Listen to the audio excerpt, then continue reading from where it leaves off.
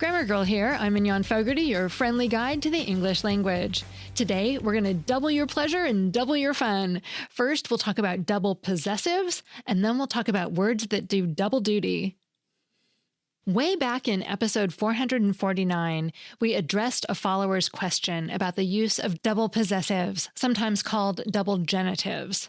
That's when we mark possession twice, usually with of and an apostrophe s, as in a friend of Squiggly's, or of and a possessive pronoun, as in a friend of mine. But with the first example, is a friend of Squiggly acceptable without the apostrophe s at the end of Squiggly? Well, in the previous episode, the bottom line was double possessive does have legitimate uses, but you might want to avoid it in formal writing and perhaps use only one possessive at a time if it sounds natural. So your best bet would be just Squiggly's friend. The question of double possessives is complex, or at least it seems that way.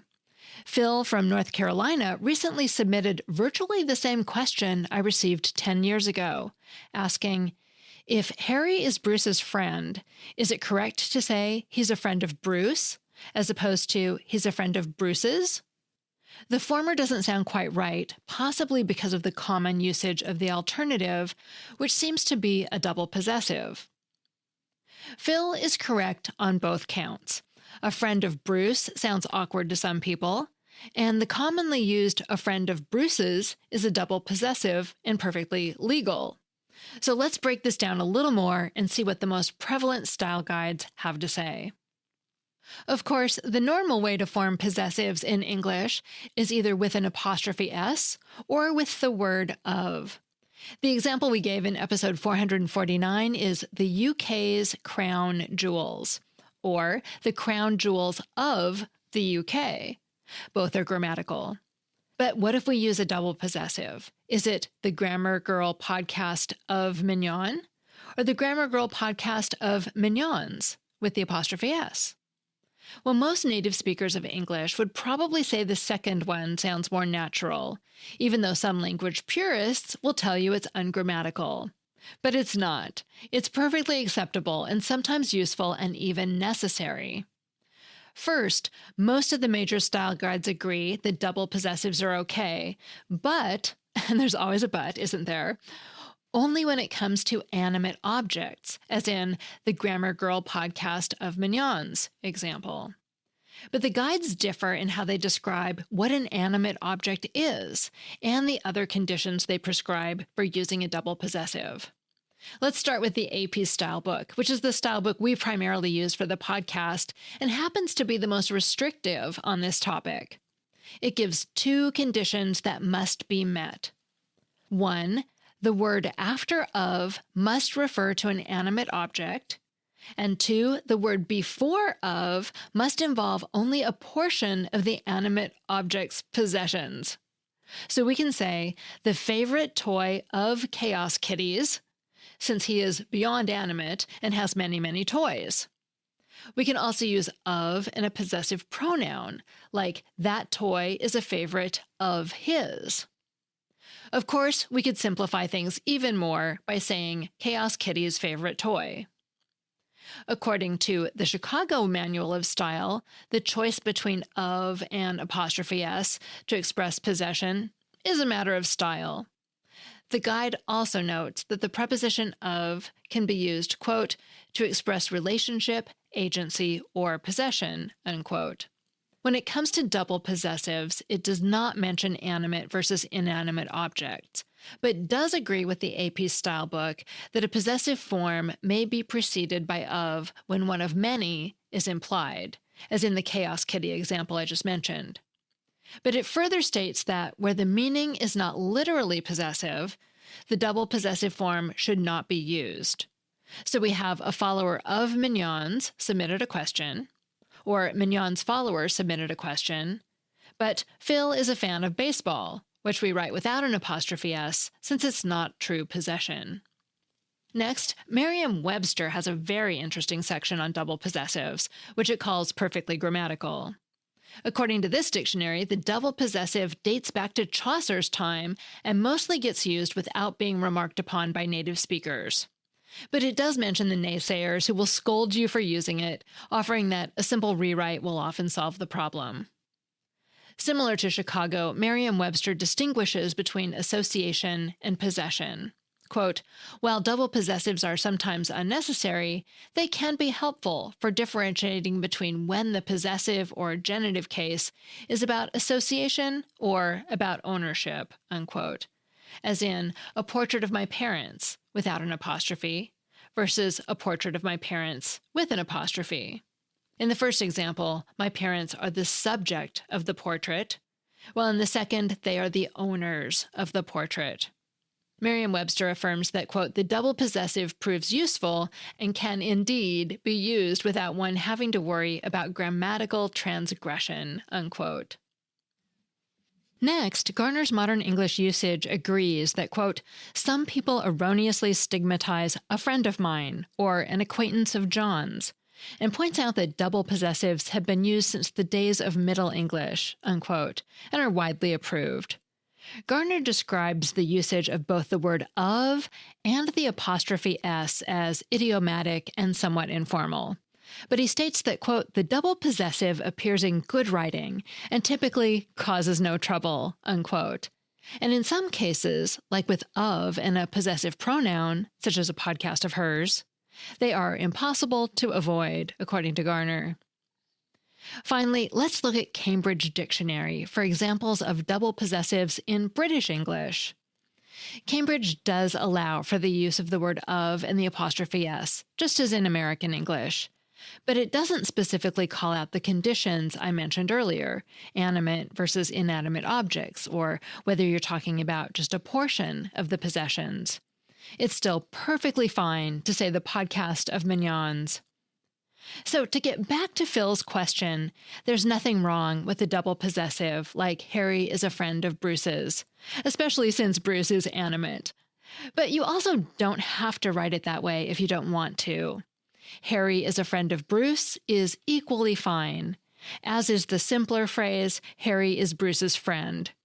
Ultimately, it's a style choice, which means it's up to you.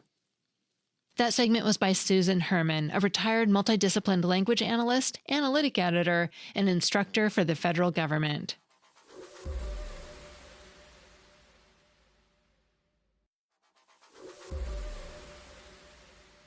Some words in English can look perfectly ordinary on the surface, but when you look deeper, you find they're hiding surprising secret identities. Have you ever wondered why swallow can be both a bug-catching bird and something you do with your food? Or why we call gossip scuttlebutt? Welcome to the world of words that do unexpected double duty in our language. Let's start with beetle. Most of us hear the word B-E-E-T-L-E and think of insects with hard outer shells, or maybe John, Paul, George, and Ringo, although the Beatles spelled it B-E-A-T-L-E-S, a play on the word beat, as in rhythm.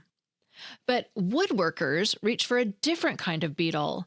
It's a heavy mallet with a wooden head. This tool's name traces back to the Old English beetle, meaning a hitting tool, which shares its roots with beat. The connection, both the insect and the tool are associated with repeated hitting or striking. The insect with its characteristic motions of beating its wings, and the mallet with its hammering action. And now that I think about it, Ringo also struck a drum to keep the beat. The Beatles were definitely onto something. Moving on, just sit right back and you'll hear a tale about scuttlebutt. This nautical term combines two separate words into a compound word. Scuttle is a verb that means to put a hole in something. Sailors would scuttle a ship, deliberately putting a hole in it to sink it. Butt comes from the late Latin butis, meaning a cask or wineskin. On ships, the scuttlebutt was literally a water cask with a hole cut in it for drinking.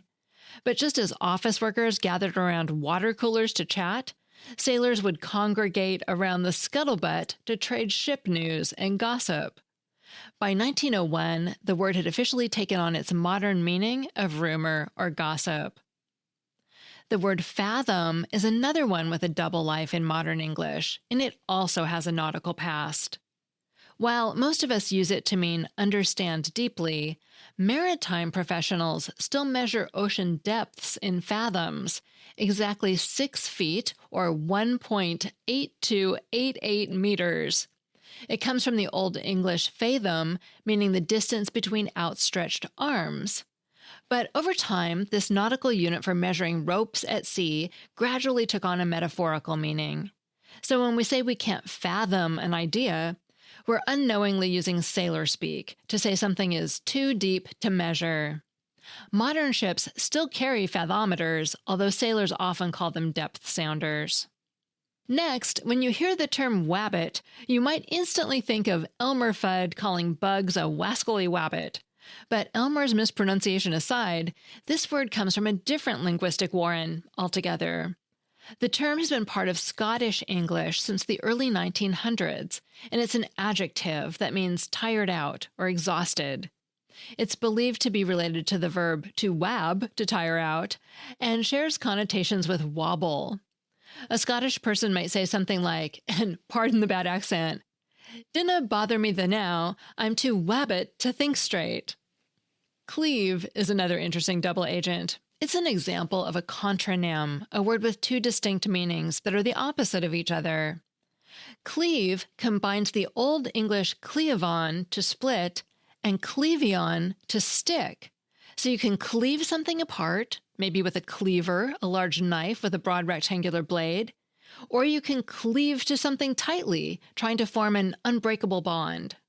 A few other examples of contronyms include sanction, which can mean to allow or to prohibit, clip, which can mean to attach or to separate, and alight, which can mean to settle onto or to dismount from. Next, the word swallow has a couple of meanings. One is a bird, and the other is something you do with your food. While you might think the quick-flying bird got its name from the way it gobbles down up to 60 insects an hour in mid-flight, these two words probably grew up in completely different linguistic families. The verb comes from Old English swellion, meaning to consume, while the bird's name appears to come from a different Old English word, swalwe. Language scholars have debated where the bird's name originally came from. Some suggest links to ancient Greek words for other birds, but that's speculative. It's more likely these two swallows just happened to end up looking identical over time, even though they started as different words with different meanings. So this look at word histories shows us that English is like an archaeological site. Dig deep enough and you'll find layers of meaning that tell stories about how our language evolved. That segment was written by Karen Lundy. Karen's a career writer and editor who drifted into marketing, which turned out to be creative storytelling in business casual clothes. These days, she helps solo business owners find the right words to talk about their work. Find her at chanterellemarketingstudio.com.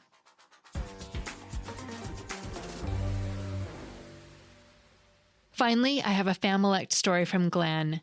Hi, my name is Glenn Gillen from Durham, North Carolina, and we have a Familect. So in our family, we say the monkeys aren't working, or more fully, Buzz, the monkeys aren't working.